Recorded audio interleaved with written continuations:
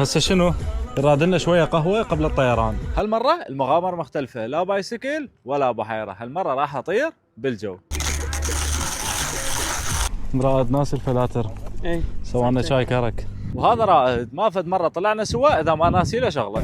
وهسه راح نصعد السياره ونتوكل لقمه الجبل. وقبل ما نطير بدت اجواء المغامره، لان مثل ما تشوفون الطريق حيل صعب والسياره حرفيا تمشي على الحافه، اقل خطا من السائق نودع البطوله. قربنا نوصل لقمة الجبل والاجواء صارت تخبل والطبيعة رهيبة ما شاء الله. السلام عليكم. شلونك يا حبيبي؟ وصلنا القمة لقينا شباب يتجهزون حتى يطيرون طيران فردي، سلمنا عليهم ورحنا نتجهز حتى نطير. لازم نركض لحد ما نعبر جبل. اي هاي اركض اركض اركض حيل حيل حيل حيل.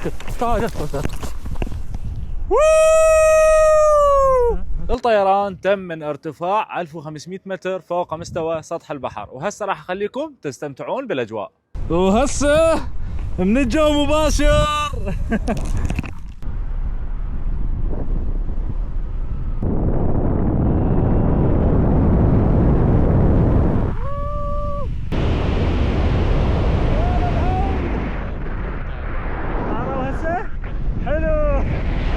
شوف الخضار اللي جوانا، الاجواء الحلوه. طبعا هاي المره الثانيه اطير بيها. هسه راح ننزل ان شاء الله. بوشنكي. واشنكي. اوكي ننزل بوشنكي. اركب.